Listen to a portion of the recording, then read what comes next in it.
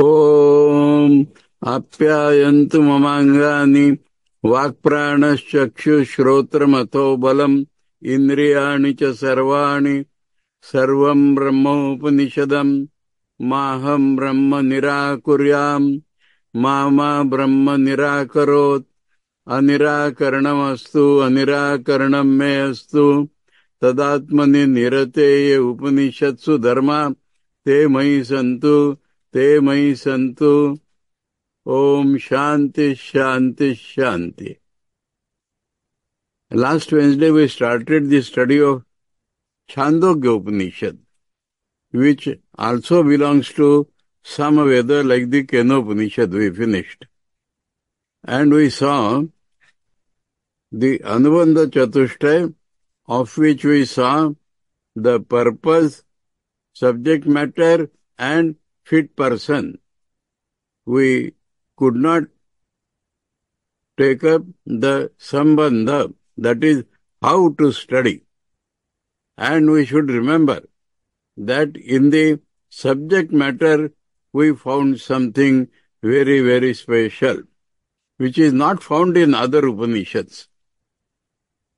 That is, we know that final goal of life can be reached only by the change of consciousness.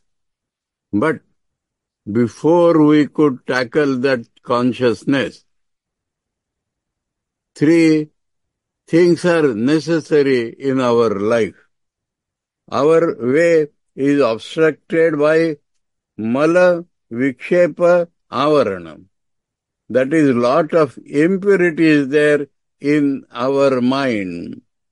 And that cannot go unless we do a lot of karma. And suppose we have finished that, then mind is digressed.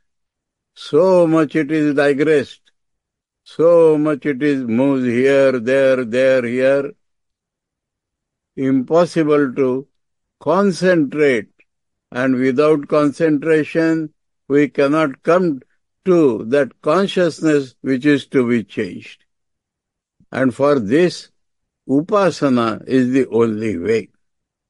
Mental exercise of concentration is the only way. And Chandogya abounds in upasanas. Last three chapters 6, 7 and 8 deal with knowledge or change of consciousness. Up to chapters 5, there are upasanas and upasanas. Now we also found that these upasanas are of three levels. Some upasanas are almost like knowledge.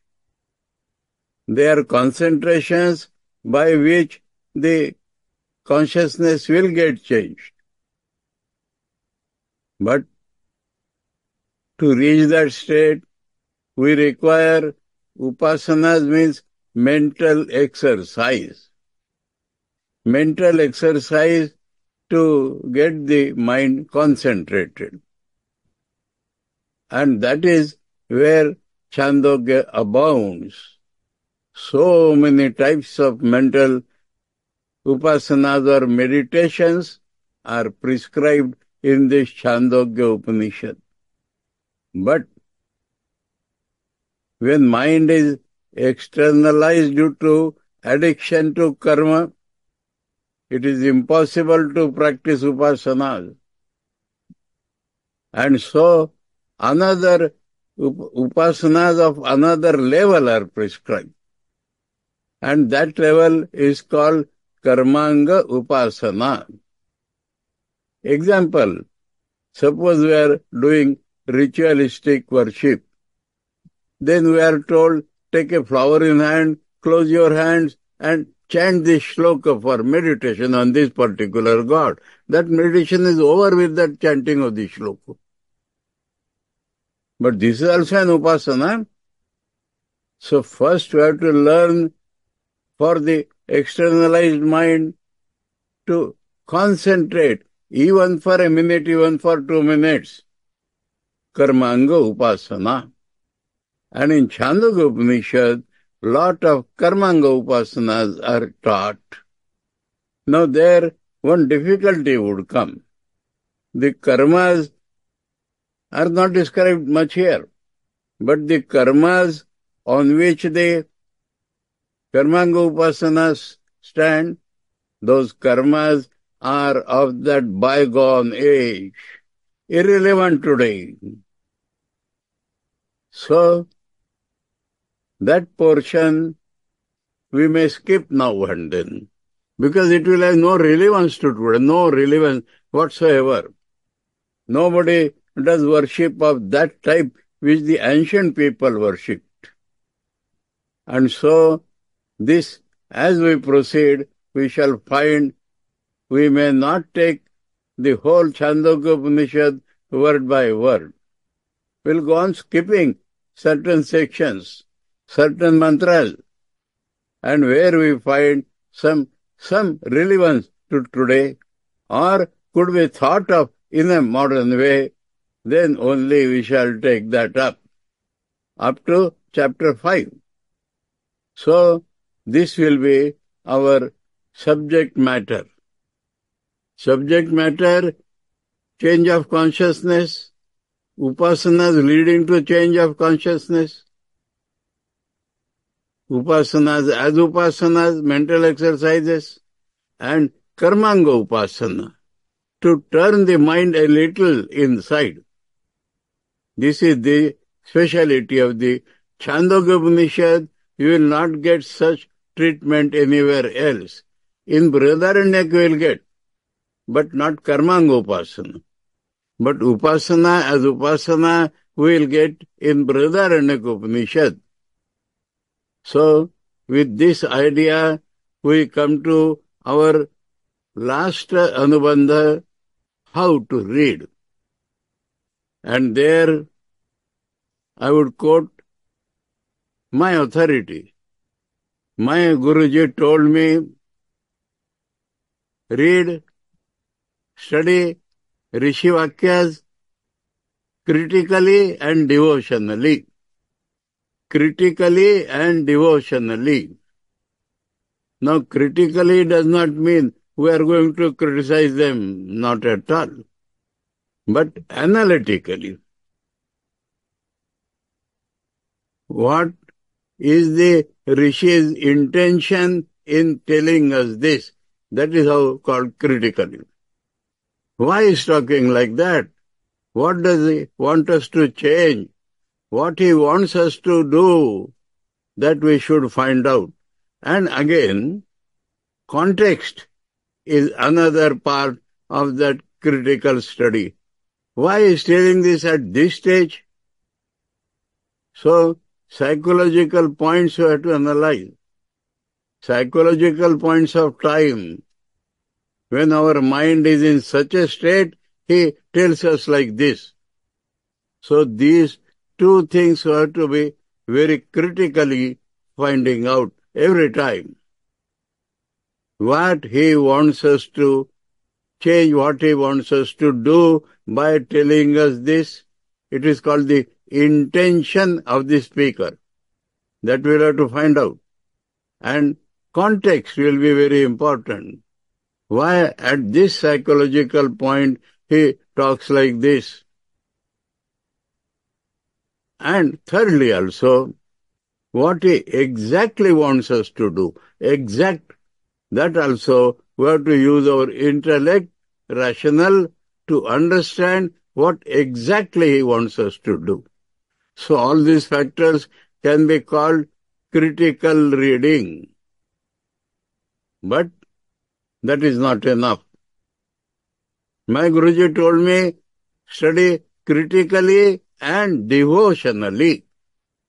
So what is this devotionally? People think Upanishads mean knowledge, knowledge and knowledge. But without the feeling in the heart, no Upanishad will benefit anything. Spiritual progress is not done through intellect, mind you. Swami Vivekananda is called, intellect can be compared to a scavenger. That on this road, here are thorns, here are glass pieces. Please sweep them or avoid them when you walk. Other than that, the motive force is only heart and love. That is a very important point, which generally people miss. And so the function of the heart to try to feel that. Now, in this context, I will tell you that the power to experience spiritual truths, subtle truths, transcendental truths lies in every man. But it is not playing in a normal man. And so, intellect, feeling, will, these are the main three faculties which are functioning in man. Also, power of imagination, self-observation, self-control, they are there. But this will has to be utilized by doing proper karma for purification. Karma has to be done. There also the devotion takes place. Karma dedicated to God. Karma without selfishness. Karma without ego. Karma without expecting anything. And karma finally dedicated to God. Such karmas will take care of this will faculty. Will faculty will get purified by that. And the feeling faculty will get purified by devotion to Lord, devotion to the ultimate reality, devotion to the ideal, devotion to the process. So this feeling faculty will get purified. And this reason can never reach the reality. Because we understand by little reasoning that reality is transcendent. Reality is one without a second. Reason cannot reach there. But by trying to rationally think about the reality, as we said, why the Rishi is telling that? By application of the intellect gets purified. The purpose of applying intellect to absorb the reality is that intellect gets purified. And when all these get purified, let me talk of another faculty also. That is will in a negative way. I shall not do this. Or you may say, there is a faculty in the mind of self-observation and self-control through that self-observation. So this also has to be trained. And that is what is normally called Raja Yoga or Dhyana Yoga. By attempt at meditation, this faculty of self-observation, self-control gets purified. And when the whole mind gets purified, then this power to experience the transcendental truth functions. And it is this power which will get our consciousness changed, which will get our experience of the transcendental truths, leading to more and more transcendence till we reach the absolute reality, one without a second. So that is the arrangement, that we want the power to gain transcendental experiences aroused, and that is done through purification of the mind. That is what we talk in general. Mind has several faculties, and when all the faculties are purified, then only the power to experience the transcendental truth is awakened, functions, and makes us reach the absolute reality. In English, the word used for this power is called intuition. And we humorously talked about intuition last time. So, intuition is not reason. to get at the truth directly is called intuition. So, now, devotionally, this feeling faculty is nearest to the experience faculty. And so, feeling is absolutely necessary. So that is how to read it. In other words, one example given by my Guruji I shall tell. He has brought a bhakti prasanga there. How to listen? He says, imagine those who are conversant a little with Hindu religion. There is a character called Radha.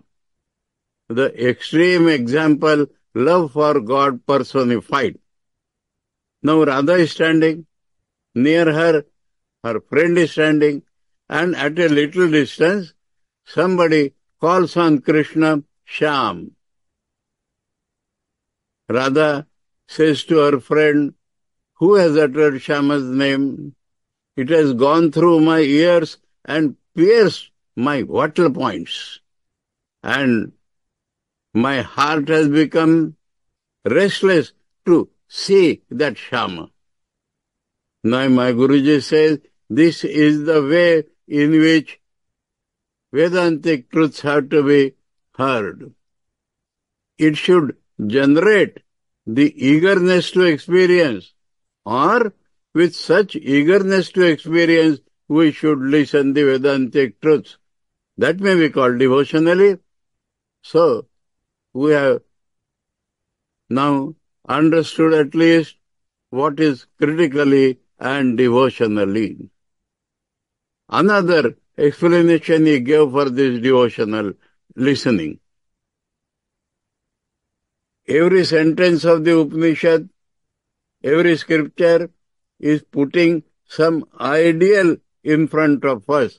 We are not that ideal today.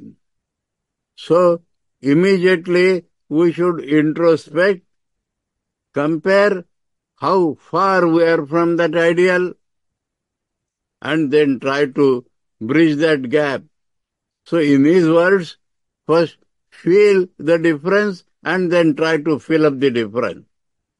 This also can be called devotional reading. We should feel the gap from that ideal and our present state. And then we should try to fill up the gap. So this is now, we have thought of the Anubandha Chatushtaya. Now, we come to the Upanishad proper, and in the Upanishad, the first thing we encounter is this prayer which I have been chanting every time. Same prayer was in Kenopanishad, same is in Chandogya, because they both belong to Samaveda. Now, some people say this is Mangalacharan, holy chanting. And they define holy chanting like this, that when we are engaged in some rituals, the bad people, the asuras, will try we should not proceed. So they will bring all sorts of obstructions. Now, this Mangalacharan will take care that we shall be free from their obstructions. But here, in the matters of knowledge, in the matters of change of consciousness, why will any asuras come? We are not going to take up somebody's position. We are not going to gain power. We are only changing our own consciousness. So, even the gods will not obstruct. Gods will try to obstruct, because they will think we are concentrating, we are practicing, and they are afraid we shall take up their position. Not only that, we are called animals of gods. Just like we are animals as our property, at least in the old age. and we are afraid any of our cows is missing, we lose a property. And we feed that cow. We take good care of that cow so that it should give us milk. Like that, when we do rituals, practice karma for the sake of gods, we are like animals in his property. And they feed us. They keep us well, so long as we are doing this. But suppose our consciousness is changed, we shall not require to do any such service to any deity, any god, any society, anything. So they will feel that one animal has gone away. In an example. So they will try to obstruct. They will try that we should not gain knowledge. In a humorous, practical way, in the Ramakrishna Mission, when some brahmachari, sannyasi, tries to change his consciousness, his boss, the head of the center, will say, he is not doing any work these days. He is not useful for me. Similarly. And so, nobody can obstruct. Let them say. Let them say means, suppose they do not give us food to eat, suppose they ill-treat us, suppose they torture us. We are in the pursuit of the universal truth. We are in the pursuit of the absolute truth. So we shall ride over this. We shall not mind that. We are not seeking privileges. Because I am meditating, you give me this, you give me that. That will be a wrong idea. So if we are given more to meditation in order to change our consciousness, they may not like us. They may torture us. They may try to provide obstruction in us. But they cannot obstruct. The only obstruction in this change of consciousness is our ego, is our attachment to this little I. That is the only obstruction. And so, if we do like this, there is guarantee that we shall reach the goal. In scriptures like Bhagavad Gita, in scriptures like the Chandogya Upanishad, we'll find now and then the mantras guaranteeing the success comes. Here we can compare what is called the exact sciences. Sciences, physical, involving mathematics, are called exact sciences. Physics, chemistry, etc. But in the modern times, all sciences have become statistical, not exact. They will say the electron moves around the proton and 1 out of 10 times it jumps. Which one? You don't ask. So probability and all that has come into play. The exactness of the exact science is gone. I can give some humorous actual examples. About some years back, because Indian science, you may say, has not developed that much. In America, the meteorological department, there was an announcement that though it has snowed little more, the spring is on time. And next day, it snows record of that year. For 1 or 2 days, there was no announcement.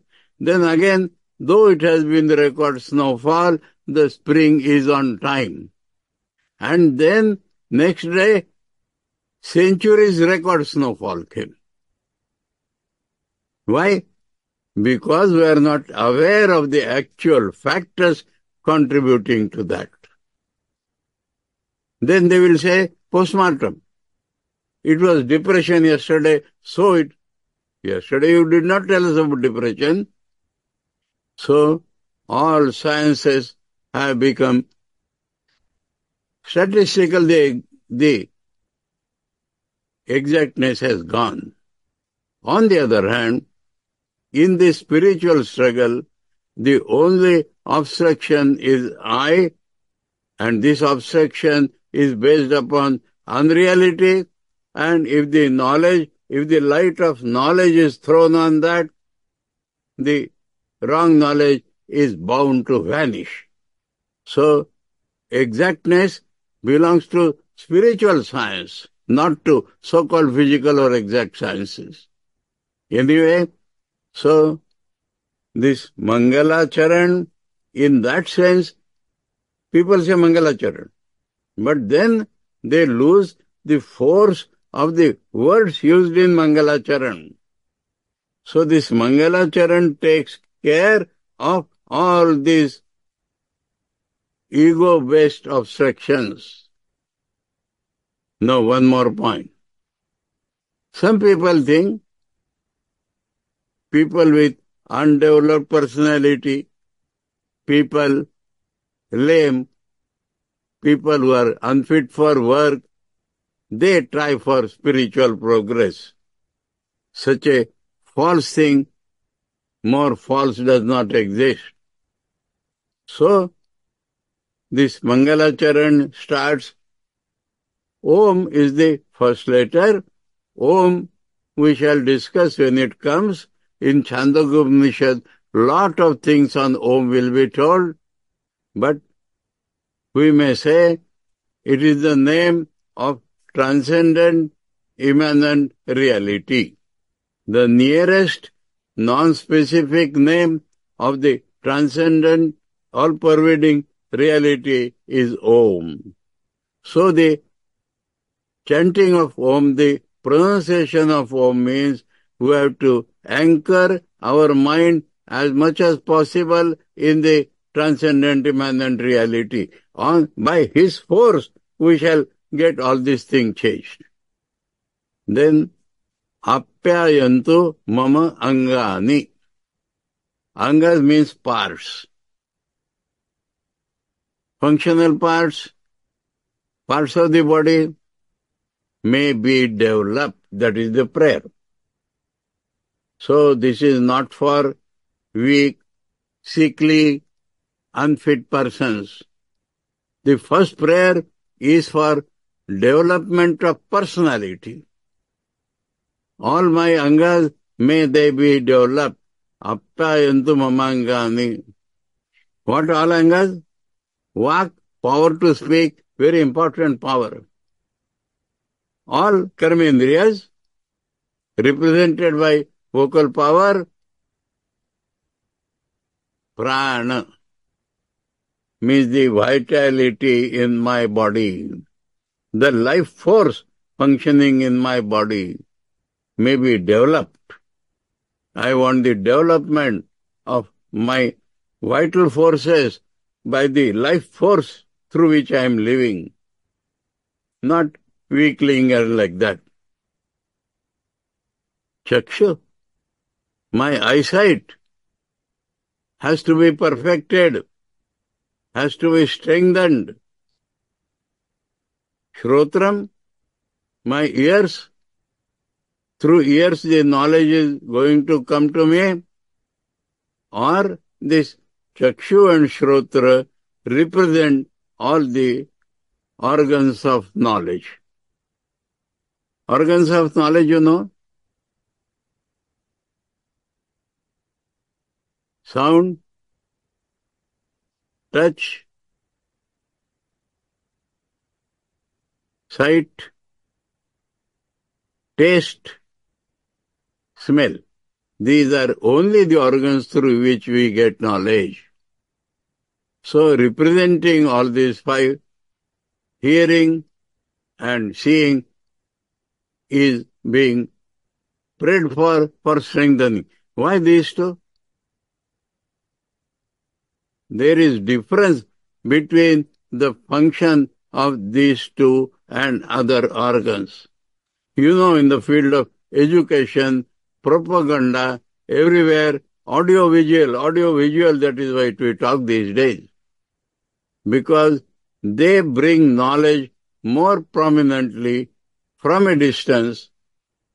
Touch, smell, taste, we get only when it touches our indriyas. But sight and sound from a distance also we get and are influenced by that. So these two organs are spoken of because of two reasons. They influence our life most, and we get influenced by them by distance. Sound comes even where obstruction visual is there, sound travels. And vision, as far as our range of eyes go, vision travels. So that is why these two are mentioned. Similarly, among the karmendriyas, vak is mentioned because we spend vak a maximum in our life. And it influences also. And so, vak, vitality, prana, chakshu, shrotram, atho balam. Balam is the power of personality. Balam is of two types. Desire gives an artificial balam. Ego gives an artificial balam. The so-called bullies of the world, they are cowards. Once you chase them, they run away. So that balam is not meant here. But personality has a power. Character has a power. And so I want the development of that power also. Chakshu, vak, pranas, chakshu, shrotram, atho, balam. And balam also. Indriyani cha sarvani. And though I mentioned the prominent ones, but I want the development of all my indriyas. All organs of knowledge, organs of work, all of them has to be developed. Indriyani cha sarvani.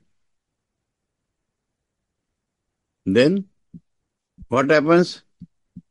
Real development of power, real development of personality, if it happens, what does it give us? Important point. This development is not like the demons. More power, no. Development of personality. What comes? If the personality is fully developed, I feel that there is one universal reality. This feeling comes. That is the real development of personality. So the direction of the development of personality is, these days we say, positive thinking. That is the only positive thinking. That we get a feeling that Brahman, all-pervading reality, is the truth of this universe. Sarvam Brahma. Everything that we say is not separate. Everything that we say is one universal, all-pervading reality. This feeling automatically comes. That is the development of personality. So, Mangalacharana is telling us, Sarvam Brahma. Fully developed personality ends in Sarvam Brahma. Example we have seen in the Mundaka Upanishad of the Atharva Veda, which we studied here. Shaunaka hovai mahashalo. Angirasam Pariprapracha kasminno bhagavo vidyate sarvamidam vidyatam bhavati. He felt that by knowing something, everything will be known because there is a common universal reality. So this feeling of Brahman, all being one universal reality comes. But we have not seen it. People may challenge. Our own mind may challenge. Where do we get this? Who supports it? People in general are not going to support. Where do we get this support? So, next word, Upanishadam. Sarvam Brahma Upanishadam. In the Upanishads, which we are studying one after the other, that is the rishis, sages, direct experience. That direct experience always talks of Brahman, all is Brahman. And so, there we find our support. Though we are not yet experiencing ourselves, we are feeling it. But this feeling is supported by Upanishads, by the sages' experience. So each word we find is teaching us so much in this Mangalacharan. Personality development, feeling of Brahman, finding support in the Upanishads. Now the feeling comes, if such is the truth, if the all-pervading, powerful, Sarva-Shaktiman Brahma, Sarvajna Brahma, all-knower, all-powerful, omniscient, omnipotent Brahma, because the very word Brahma tells us greatest in all respects. So this greatest in all respects Brahma, if that is the reality, why does it not show itself in my personality? That is the next question. Then I understand, as we found in the beginning, the small I obstructs the expression of that personality. My ego, my selfishness, I, this I separately real, that is the only obstruction. So, the Mangalacharan prays, Maham Brahma Nirakuryam. Ma means no. Aham I. Nirakuryam, deny. May I not deny Brahman. It is a prayer or will or feeling to oneself. Oh my mind, oh myself, please do not deny the Brahman to express itself fully in my life. Then, introspectively, through feeling, through devotion, another feeling comes. That Brahman is all-powerful. Why should it listen to my obstruction? Why should it not express itself, throwing aside my obstructions? So, Maham Brahma Nirakuryam, Ma Brahma Nirakarot. Ma means no. Second Ma means Mam. Nirakarot means deny. So, O Brahman, please do not deny me.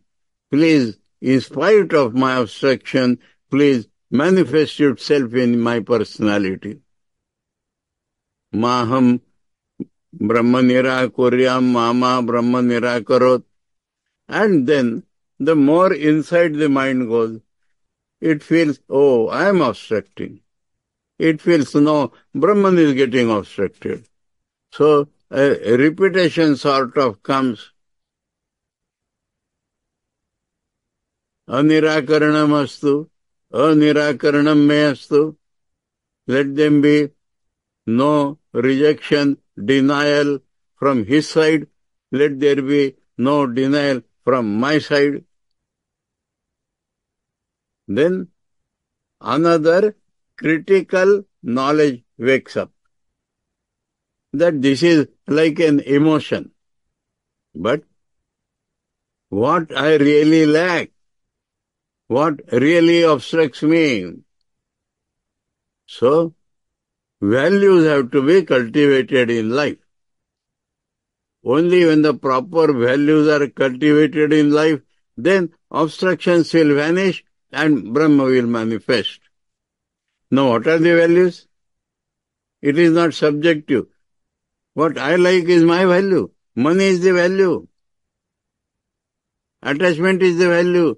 Duty is the value. Relations are the value. Society is the value. No. I should refer to the what is called the success stories. So again, I refer to Upanishads.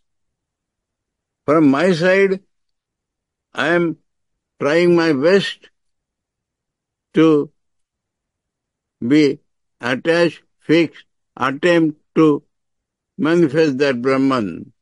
Now here important thing, Brahman and Atman are never distinguished in the Upanishads.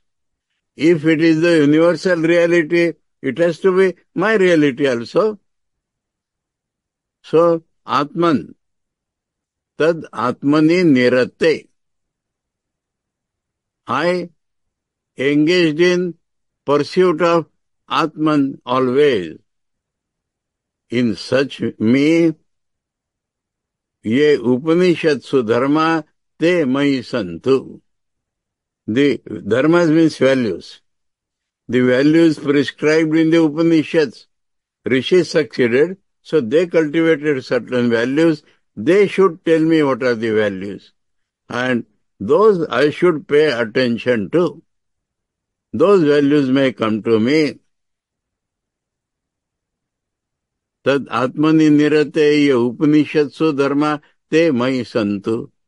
Te mai santu, repetition for more value and repetition because the, like a full stop, that prayer ends here. So that is the importance of this Mangalacharan. Now, after Mangalacharan, we chant Shanti thrice. Om, Shanti, Shanti, Shanti. Om is again anchored into the Paramatman. Now, Shanti is not of three types. If Shanti is of three types, instead of peace of the mind, it will become pieces of the mind. No. But cause of disturbance are of three types. The first is Adhyatmika, means relation to myself. My body, my mind, my body is sick sometimes, restless sometimes, my mind vexes, wanes, not well, pleasure, pain. So, these are the causes of non-peace or disturbance. So, I am praying that what? That they should vanish. If obstructions vanish, I will not meditate, I will sleep. You see that? If there is no trouble in body, I will play. If mind is fully normal, I will enjoy. No. They will be there. Body will suffer. Mind will up and down. But in spite of that, I should steadily pursue my goal of life. So that is the meaning of Om Shanti. Second cause of disturbance is called Adi Bhautika. Adi means based upon. Adhyatmika means based upon myself. Adi Bhautika means based upon external nature. Now this external nature again can be divided in three different parts. Nature. what we call the physical nature, the seasons, the rainy season, hot, cold. This is external nature. And it throws me off balance. That should not happen. Let there be heat, let there be cold, let me pursue my effort continuously. Secondly, animals other than men, bhutas, they are so called bhutas. Bhutas means elements of matter, bhutas means beings other than man. Now, they are not by their will troubling me. They have their own life. I have my own life. And when these two circles cross each other, then the problem comes. If I put my feet on the tail of a snake, then the snake tries to bite me, not otherwise. If I cross somebody's territory, the dog will bark at me. So, these animals have their own cycles of life. I have my own cycle. And when the clash comes, then I get troubled. So, that will happen. I am not asking that that should not happen. That will happen. But I should not give up my pursuit of truth steadily. I should walk on that ground. That is the meaning of praying for Adi Bhautika peace. Then, third category within that is beings, men, women, children, old men. There again the same thing. Nobody is deliberately doing so. We sometimes feel he is deliberately doing me like that. In the modern times, depression is one thing. A new disease I heard. Persecution mania. In some institute I had gone, the director was telling, everybody is troubling me only. This is a mania of the mind. This is a disease. People walk in their own way. And suppose they are deliberately doing, why should I succumb to that? They may try anything. My attempt at approaching my own real nature should not be stopped. So, in various ways, we put blame on he, nature. No blame should be put on anybody. Obstruction is only I. I should be able to find ways out of all these problems by steadily going towards reality.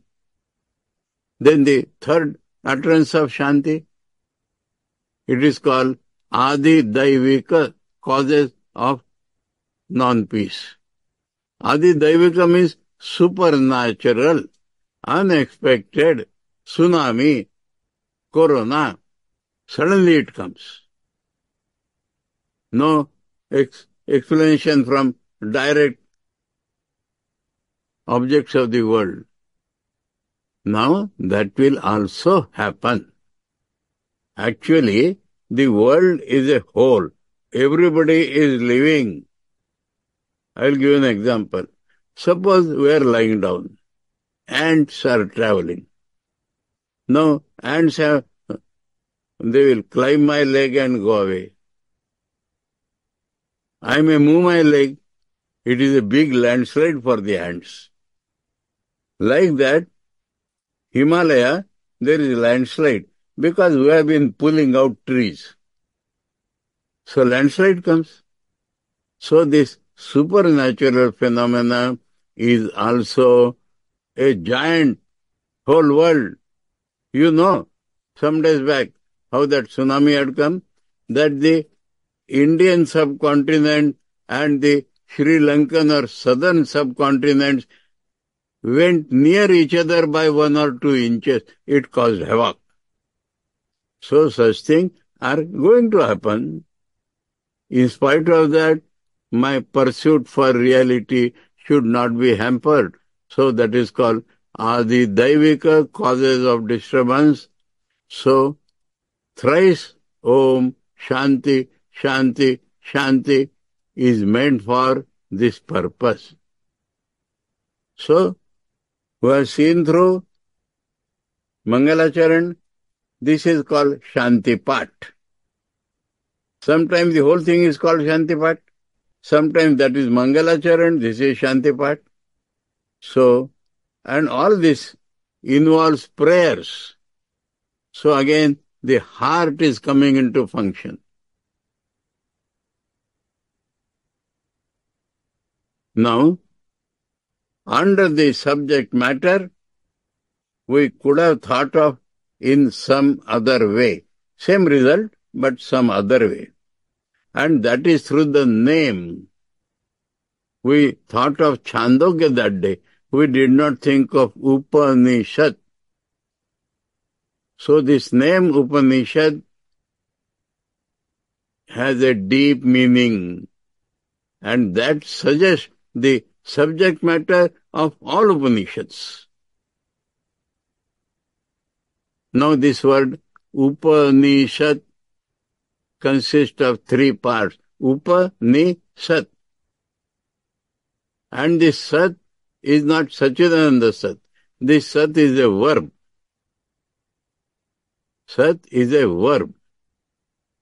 And it has three different meanings. Visharana, Gati, Avasadana. Visharana means destroy.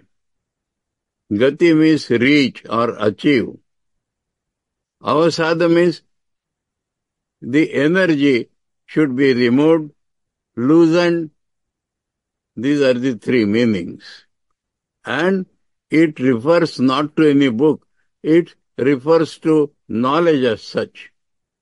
So we discussed that day what is this knowledge.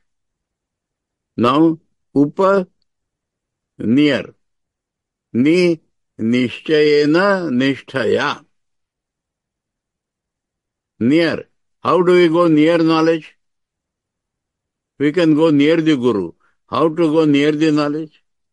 That means bring the knowledge near to us, absorb it, approach it through love and devotion. That is called going near.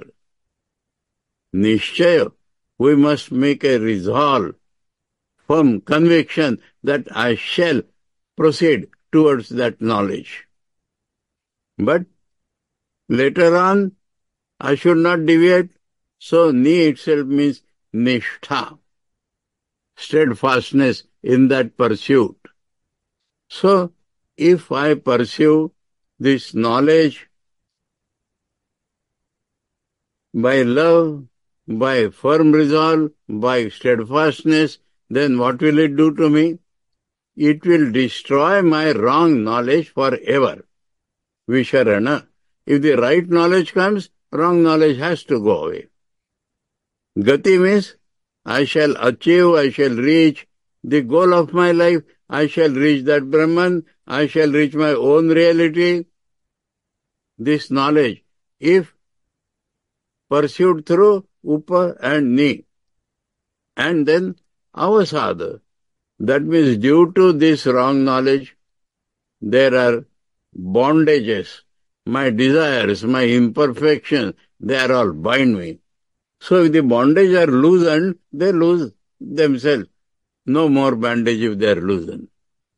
So Visharana, Gati, Avasadana will take place if I pursue the real knowledge of the Rishis with love, with Nishchaya and Nishtha. Now here, this Nishchaya,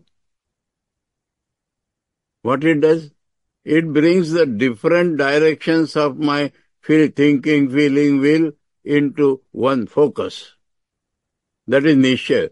Resolves them into one direction. But there is an element of ego in that Nishchaya.